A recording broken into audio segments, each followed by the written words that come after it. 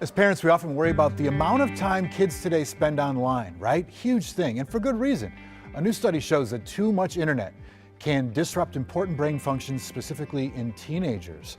Allina health psychologist Dr. David Nathan is here to talk about internet addiction, the long-term effects that it can lead to, and what parents can do about it. Well, welcome. Thank you very much. Get ready to take on the greatest tribulation that parents face today. It is a really big difficulty for parents to deal with, absolutely. I was watching something online and somebody said, imagine as when you were a kid, you go to school and you can bring a movie theater, the internet, video games, all of it in your pocket during whatever you're doing, all the time. Right. How can you stay away from it when it's constantly there? And this is the issue that we have today. So absolutely. First of all, what are the dangers? Oh, well, I mean, there's a magnitude of dangers. I mean, part of the deal is there's certain things our brains are really interested in doing. There's certain things that are really attractive and appealing. And people who design websites and video games, they look at these studies, they do tons of research on this stuff, and they put that stuff into their content. Yeah. And if I'd asked my parents, hey, can I bring my Nintendo to school when I was in school, they would have laughed their heads off. Right.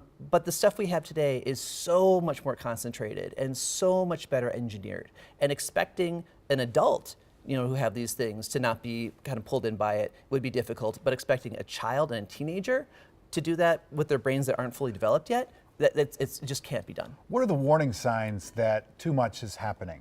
I think anytime you see kids who aren't active in other areas of their life, they're not spending time with their friends anymore, their homework isn't getting done, their grades are going down, other activities that they used to do, they're not spending time with those. When we're seeing more and more and more time kind of getting pulled into screen time, that's when we should be concerned. Is the issue here about dopamine? And like our brains are wired to receive the reward of dopamine after we accomplish something, or you get it from certain acts like sports and dating or whatever have you. But in this case, it's like a slot machine that you're pulling all day, and they get social media dopamine and internet dopamine and video game dopamine, and you get this good feeling to the point where the foundation is now down here. Yes.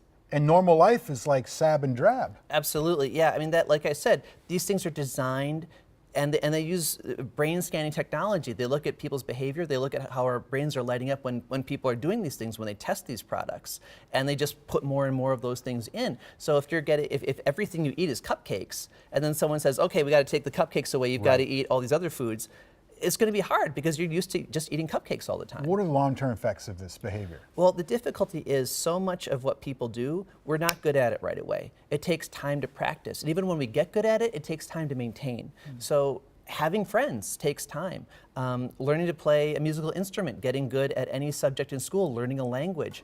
All of these things take time, and the issue with video games is they take more and more and more and more time from people if we allow it to. So it's really important because kids' brains are going to be going towards that. They're interested in doing that. Parents need to set boundaries. Okay, speaking of boundaries, what should parents do here? What's the limit that you suggest, and how do you approach that? Well, I think every family is a little bit different. My family, we have a bedtime at a certain time. Our children every night will tell us, this family, they get to go to sleep half an hour later. Yeah. Every family has to figure it out, and I think really where the rubber hits the road is, are our children, are our teenagers having a well-rounded life?